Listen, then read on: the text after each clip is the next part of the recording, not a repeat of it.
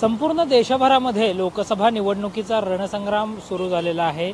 महायुती असेल, महाविकास आघाडी असेल, वंचित बहुजन आघाडी असेल किंवा अगदी AIMIM पक्ष असेल, सगळेच पक्ष आपापल्या पद्धतीने निवडणुकीची तयारी करताना आपल्याला पाहायला मिळत आहेत। या निवडणुकीमध्ये सर्वात प्रमुख आणि महत्त्वाची भूमिका बजावणार आहे तो अर्थातच मतदार राजा। आणि मतदारांच्या नजरेतून ही संपूर्ण निवडणूक कशी आहे हे जाणून घेण्याचा प्रयत्न आपण करणार आहोत। आपल्यासोबत 81 वर्षाचे एक गृहस्थ अशोक बेलापूरकर आहेत की ज्यांनी प्रत्येक निवडणुकीमध्ये आपला मतदानाचा हक्क जो आहे तो बजावलेला आहे। बाबा, तुमचं स्वागत आहे टॉप न्यूज मराठीमध्ये। धन्यवाद। त्या अगोदरच्या निवडणुका आणि आत्ताच्या निवडणुका याच्यामध्ये तुम्हाला प्रामुख्याने फरक काय जाणवतो? आता पहिले आमच्या वेळेच्या निवडणुका आणि ह्या निवडणुकीमध्ये एवढा 80% फरक आम्हाला जाणवतो। आमच्या वेळेला मी 12 वेळा लोकसभेच्या उमेदवारांना मतदान केलेलं आहे। आमच्या त्यावेळेच्या पद्धतीत आणि ह्या पद्धतीमध्ये आम्हाला जमीन आसमानाचा फरक नजर पडलेला आहे। माझं मतदार राजांना एवढं अगदी सांगण्याचं मी सांगतो का आज डोळे उघडे ठेवून मतदान करण्याची गरज आहे। आपल्याला 5 वर्षामध्ये आपलं भवितव्य आपल्या देशाचे घडवायचं, आपलं घडवायचं, तेव्हा योग्य उमेदवारालाच मतदान करणं हे आपलं आद्य कर्तव्य आहे। आणि मतदान करणं हा आपला अधिकार आहे आणि तो आपण सुद्धा बजावलेला गेला पाहिजे। मी माझ्या जीवनामध्ये बरेच वेळा असे अनुभव जाणवलेले आहेत का एकदा मतदान होऊन गेल्यानंतर आम्हाला असं म्हणावं लागतं का खासदार हरवले आहेत, सापडून देणाऱ्याला योग्य बक्षीस दिले जाईल। आमच्या परिसरातले आमदार हरवलेत, त्यांना सापडून देणाऱ्याला योग्य बक्षीस दिले जाईल। म्हणजे असे जर आमदार खासदार जर आपण निवडून दिले तर पर्यायाने आपल्या देशाचं नुकसान आणि पर्यायाने आपलं स्वतःचं सुद्धा आपण नुकसान करून घेणार। त्यामुळे मतदार राजांना माझं 81 वर्षाच्या गृहस्थाची नम्र विनंती आहे, ज्याला तुम्ही उमेदवार देणार तो आपलं देशाचं किंवा आपल्या परिसराचं भवितव्य किती व्यवस्थित ठेवील हे आपण ठरवून त्याला मतदान करायचं। कारण आपण मतदान कुठं करतो हे आपल्याला भरोसा नाही। आपण ज्यांच्या विश्वास ठेवतो ते वर जाऊन झाडावर उड्या मारतात, ह्या झाडावरून त्या झाडावर, त्या झाडावरून त्या झाडावर उड्या मारतात। तर असे उमेदवार आपल्याला निवडून द्यायचे नाहीत, आपल्याला देशाचं भवितव्य घडवायचे।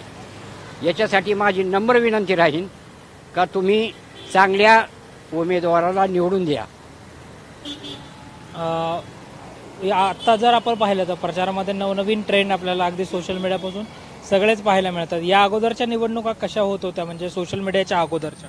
या सोशल मीडियाच्या अगोदरचे जो उमेदवार उभा राहत असेल त्याच्यावर लोकांचा विश्वास असून भरोसासुद्धा असायचा आणि तो तळागाळापर्यंत जाऊन लोकांची कामं करीत होता। हो, आजच्या उमेदवाराचं असं आहे का तो निवडून येतपर्यंत तुमच्या डोळ्यापुढे दिसणार।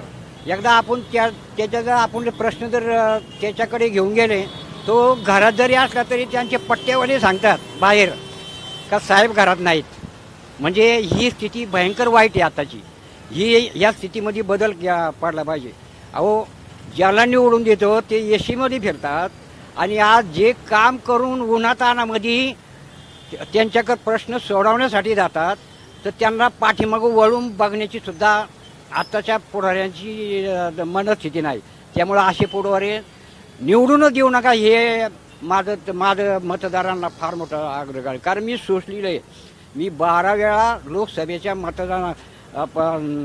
पुढाऱ्यांना मतदान केलेले आहे। कारण 12 वर्षाचा मला 12 वेळाचा अनुभव म्हणजे 60 वर्षाचा अनुभव आहे माझा। तर याच्यामध्ये मी बरेच मंत्र्यांचे जवळून संबंध आले, खासदारांचे आले, आमदारांचे आले, परंतु माझ्या आत्ताच्या अनुभवाप्रमाणे 80% लोक बेमान आहेत, बेमान। तर ह्या बेमानगिरीला तुम्ही निवडून देऊ नका। जो आपलं काम करीन त्याला निवडून द्या।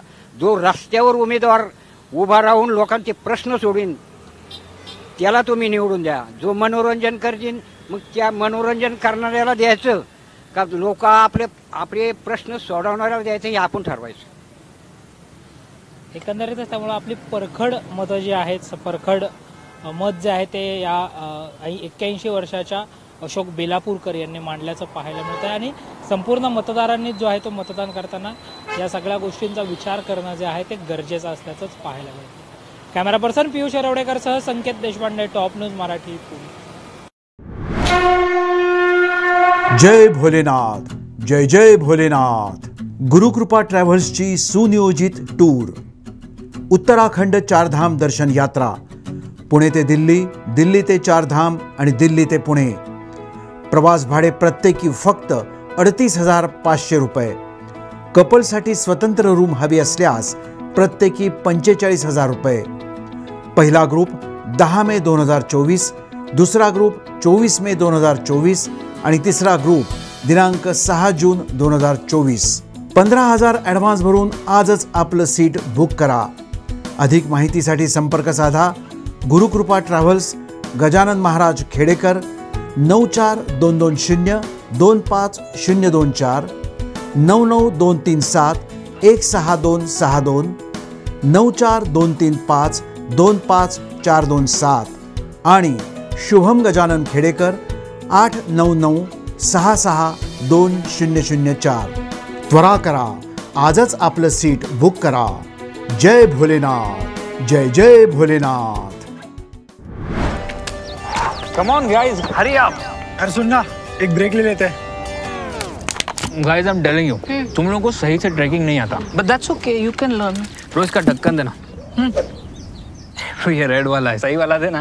अबे ढक्कन, पहले तो सही पानी पीना.